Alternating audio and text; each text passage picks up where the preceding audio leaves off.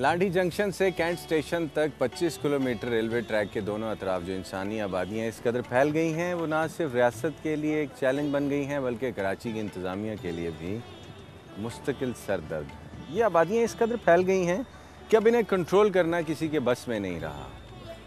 Trains इन आबादियों के बीचों बीच 110 kilometre फ़ी घंटा की रफ्तार से गुजरती हैं और ड्राइवर हजरात कहते हैं कि उन्हें इदारे की तरफ से ये इंस्ट्रक्शंस हैं कि तेज़ी के साथ किसी तरह कैंट स्टेशन तक पहुंचना है, भले रास्ते में जितने भी इंसान मारे जाएं। ये सब बातें अपनी जगह, लेकिन यहाँ ये देखना है कि सरकार के करने के काम क्या हैं और आवाम जो किसी तरह से रेलवे ट्रैक के बिल्कुल करीब आबसी है उनको अब क्या करना है। सरकार को फुट ब्रिज बनाने हैं, रेलवे फाटक ऐड करने हैं जो कि इतने बड़े ट्रैक में सिर्फ 2 रेलवे फाटक, और आवाम को फुट ब्रिज इस्तेमाल करने चाहिए। अभी भी आप देख सकते हैं सामने रेलवे क्रॉसिंग पर से लोग इसी तरह से आर पार हो रहे हैं। कोई इस फुट ब्रिज को इस्तेमाल करने के लिए तैयार ही नहीं है। पिछले 10 मिनट से मैं यहाँ खड़ा हूँ, 3 लोग गुजरे हैं।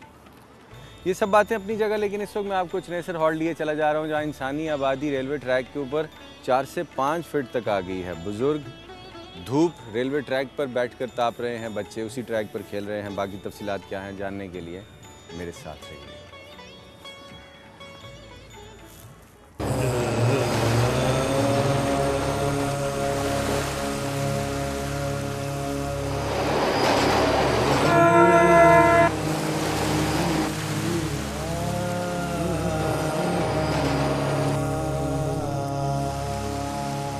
चनेसर हॉल्ट कराची, जहां सरकार ने अवाम को एक अदद फुट ब्रिज अता कर रखा है ताकि रेलवे ट्रैक को फुदक फुदक कर पार न किया जाए, लेकिन पुल सुनसान पड़ा है और लोग रेल की पटड़ी जगह जगह से क्रॉस कर रहे हैं।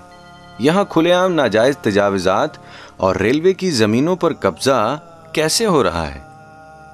18-20 किलोमीटर का ये ट्रैक है। हाँ। यहाँ पर दोनों तरफ ना कोई दीवार है ना फुट ब्रिज उस तरह से हैं। हाँ। ये किसने करना था और क्यों है ऐसा? ये रेलवे वाले खुद करें ना, रेलवे का काम है।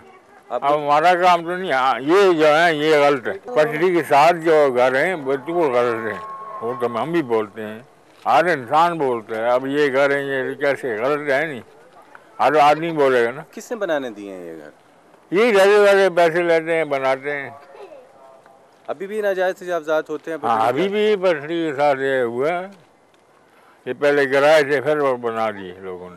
अब्दुल मालिक साहब, ये ठीक कैसे हो सकता है? इतने इंसान हैं, उनकी ज़िंदगी स्टेक पे है, ये कैसे ठीक होगा? ये ट्रैक के इर्द जो आबादी है इनकी ज़िंदगियाँ कैसे महफूज होंगी? बस महफूज किधर है? ऐसा है, अल्लाह ईमान सलामत करे बस, और महफूज कोई भी नहीं। कोई हुक्मरानों से कोई बात करना? हुक्मरान तो हैं ही है ये सारे।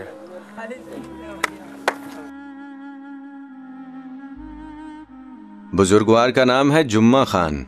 10 साल पहले मजदूरी करने कराची आए थे। पटड़ी से 7 फीट परे मकान लिया और तब से आज तक बाबा जी की हालत ये है कि ट्रेन की धमक सुनते ही घर की मुर्गियां और बच्चे संभालने लगते हैं।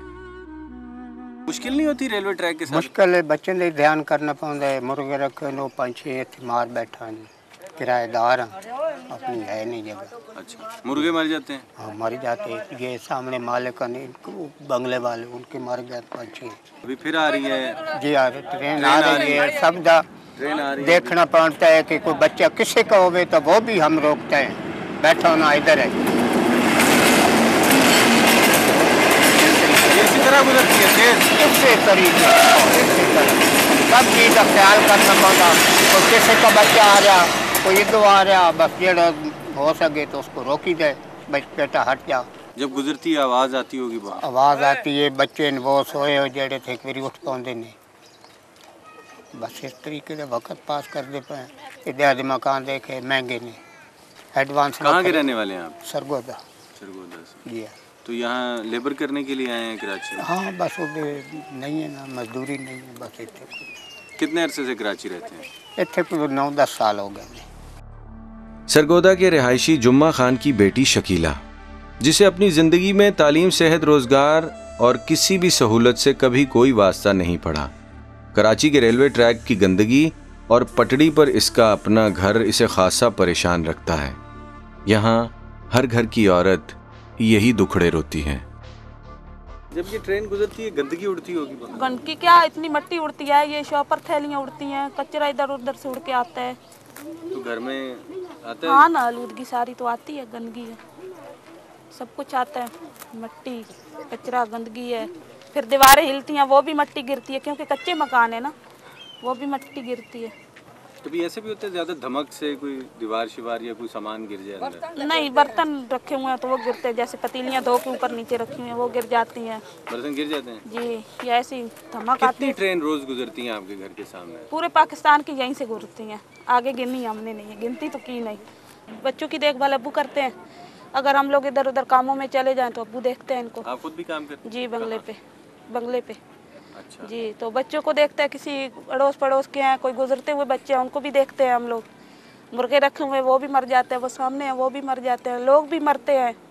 4 महीने से पानी नहीं आया, पूरी कॉलोनियों को नहीं आया, तो भर भर के वो होटल है आगे फाटक में, वहाँ से भरा, इधर ये बिल्डिंग है इससे अल्लाह मियाँ उनको कुछ रखे, उन्होंने पानी दिया। मोहल्ले वालों का जिनका आता था वो मुश्किल से पूरा होता था, वो लोग नहीं देते थे। कराची के बीचों बीच चलने वाली ओवर स्पीड रेलगाड़ियां और हजारों पाकिस्तानियों की अजीरन जिंदगियां हाकमीन वक्त से इंसाफ मांगती हैं। खते गुर्बत से नीचे बसने वाले अब सरकारी, नीम सरकारी और गैर सरकारी सभी तरह के छल कपट खूब समझने लगे हैं। हुकूमत से कोई अपील करना चाहें आप अपनी जिंदगी के बारे में इस ट्रैक के हवाले से जो अब बिल्कुल क्या, हुकूमत और तरफ भी नहीं पूरी हो रही तो हमारे गरीबों के लिए क्या करेगी? नहीं, आपको ये यकीन है कि बाकी मामला भी उससे पूरे नहीं होते? कहाँ हो रहे, कुछ भी नहीं हो रहे। क्या कर रहे हैं? पाकिस्तान के लिए उन्होंने बनाया क्या है? वो अपने खजाने ही भर रहे हैं, हम लोगों को क्या देंगे वो? अच्छा, पता है आपको ये? पता क्या, हम तो टीवी देख देख के पागल हो गए। ना उनको डकैती वाले पकड़े जा रहे हैं, ना उनको अगवा करने वाले पकड़े जा रहे हैं, ना उनसे ये जो बम धमाके कराते हैं ना वो पकड़े जा रहे हैं। जब पकड़ते भी हैं तो छोड़ देते हैं, तो इससे क्या फ़ायदा है? फिर हम लोग गरीब, इससे बेहतर है घर आराम से बैठे रहें, तो वही बेहतर है। पहले आज तक कोई बंदा नहीं आया यहाँ पे। जुम्मा खान, इसकी बेटी और नवासे नवासियों की रेलवे ट्रैक पर मुश्किल जिंदगी का सफर जारी है। इसी दौरान मेरी मुलाकात इन अम्मा जी से हो गई जो कराची अपनी गुर्बत मिटाने चली आई थीं। यहाँ मजदूरी तो मिली लेकिन जरूरियात हैं कि पूरी नहीं होती। बाकी कहानी बीबी की अपनी जुबानी। बस ये गुर्बत मारे इतने आया, इतना काम है नहीं, कारोबार है नहीं, दे पैसे इतना दे नहीं सकते थे, आधे बंगले थे। कहाँ के रहने वाले हैं आप लोग? हम लोग सरगोदे के रहने। कराची कब आए? जी, कराची ऐसे 10 साल हो गए जा रहे। 10 साल से हैं। जी, इतने ही जिंदगी पे गुजरे ना, ऐसे जाते सिर्फ एक किराया जरा कम है डटे झोपड़ियों च बैठे। बच्चों के क्या हालात होते हैं जब इतनी स्पीड में ट्रेन आपके बिल्कुल बच्चों का दीवार हल्दियाँ हैं न, बर्तन गिरते हैं न, जो रखे हुए होते हैं वो भी गिर जाते हैं। फिर उन गुजारा कर रहे हैं। जिंदगी जो है ना, नीचे सोने नहीं, 4 पाई एक बेटियां वाले हैं, कोई बेटियां दा अभी ऐसे सोच समझ के क्या करे भाई, इन्हों का कोई सानू जगह का कोई कदी के थाई असी ना बैठे। जिंदगी की मुश्किल यही है जे जो महंगाई है, एक बंदा ले आंदा तो शामी पूरा नहीं आता, शामी हो तो दिन दे पूरा नहीं आता। लांढी से किमाड़ी स्टेशन तक रेलवे ट्रैक के करीब आबाद लोगों को क्या सहूलियात फराहम की जाएं ताकि ओवर स्पीड ट्रेनें कंट्रोल की जा सकें और पटड़ी पर आबाद लोगों की जिंदगियां आसान हो सके। सरकार जरा अपने अवाम की बातों पर तवज्जो दें। है तो सर, लेकिन सर गवर्नमेंट को चाहिए ना हम लोगों के लिए कुछ करे। यहाँ पे कोई नहीं कुछ करता। कोई नहीं करता, ऐसे झूठे वादे करके चले जाते हैं। कम से कम 10 फुट ब्रिज होने चाहिए यहाँ पे। इसके आगे आबादी के थोड़ा सा ब्रेक है क्योंकि छावनी का इलाका है, मलीर तक थोड़ा सा ब्रेक है, यहाँ तक इनको कम से कम 10 फुट बहुत कमी हो जाएगी आज साथ में। मुल्क में अगर गरीबों की अगर हुकूमत आई तो शायद हो जाए।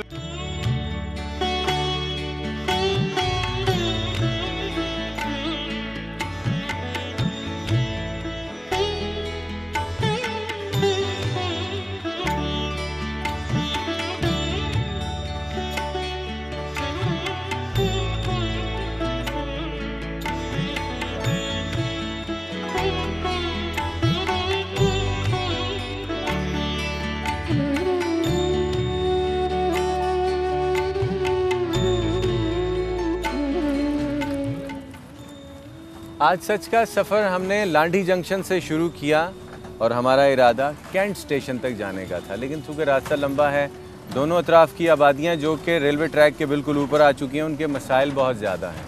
आज किसी हद तक आपने ट्रेन मुसाफिरों की मुश्किलात और यहाँ तक की आबादी की मुश्किलात सुनी, उनके हादसात, उनके वाक़यात, जो कुछ ट्रेन की हमसायगी ने उन्हें दिया है वो आपने मुलाहिज़ा किया। मैं ये समझता हूँ अगर कैंट स्टेशन तक इस दोनों अतराफ़ की आबादी के इशूज़ को एड्रेस ना किया गया तो इन लोगों के साथ ज़्यादती हो जाएगी। इसलिए अगले हफ्ते न्यूज़ 1 पर इसी वक्त सच के सफ़र में आपसे मुलाकात होगी। उस वक्त तक just take good care of yourself. अल्लाह हाफ़िज़।